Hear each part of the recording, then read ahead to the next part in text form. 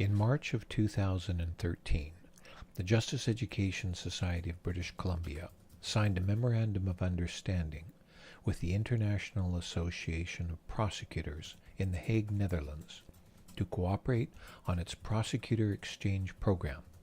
The IAP represents prosecutors from 96 countries around the world. On September the 9th, 2013, the Justice Education Society presented a seminar on its international justice reform work and screened the documentary film The Most Violent Place on Earth at the 18th Annual Conference of the International Association of Prosecutors in Moscow, Russia.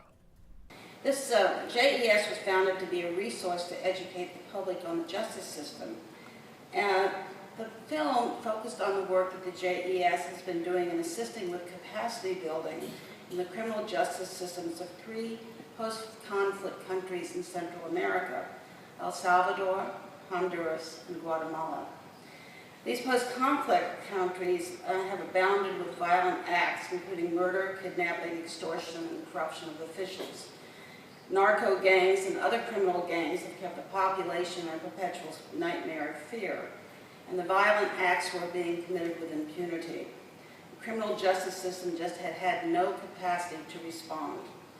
With funding from the Canadian government, the JES has committed to assisting in capacity building in all aspects of the criminal justice system. And I think it's important to note that the JES is not just made up of prosecutors, but of all different members of the judicial system. And this played a very important part in their role in the capacity building in these 3 countries.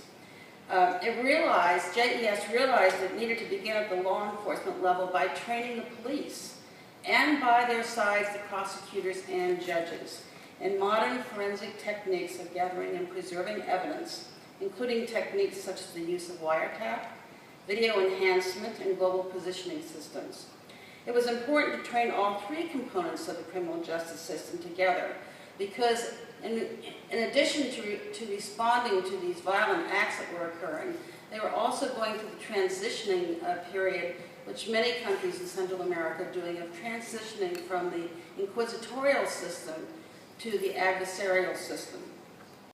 So the movie was, as I said, rather difficult to watch because the investigations that they looked at were centered around the kidnapping and brutal murder of a young 14-year-old girl, and the kidnapping and dismemberment while alive of one of the prosecutors in Guatemala. I think there are 3 takeaways from the movie, and I think are vitally important when we talk about how we're going to do capacity building in countries that need help with their criminal justice systems. First of all, violence in states that go unchecked will inevitably pour over, affecting civil society and criminal justice systems in neighboring countries. The second takeaway is because of this pour over, it's imperative and incumbent on more stable countries in the region to act, not only as an ethical matter in protecting human rights and the rule of law, but in acting in their own self-interest to assist those countries who are struggling. Third takeaway is assisting such countries with merely training, which I'm afraid sometimes the United States has done. They'll go into a country, train in trial advocacy techniques, and leave. That's not enough. It's a long-term commitment. Canada's insistence that the authorities in that country dedicate themselves to become full partners in capacity building, it was very integral to the capacity building that they did. I think the other takeaway, which I actually didn't write down, but I was thinking about as I was sitting up here, is that the countries in the region, and I'm thinking primarily of my own country, the United States and Canada, should actually get together in trying to do this capacity building. I just wish very quickly to comment on the correlation between the recommendation about building capacity building and the recommendation about the security of prosecutors. We have heard in this very conference not only that prosecutors were killed in Russia, but we saw also a film from the Justice Education Society where a prosecutor was also killed.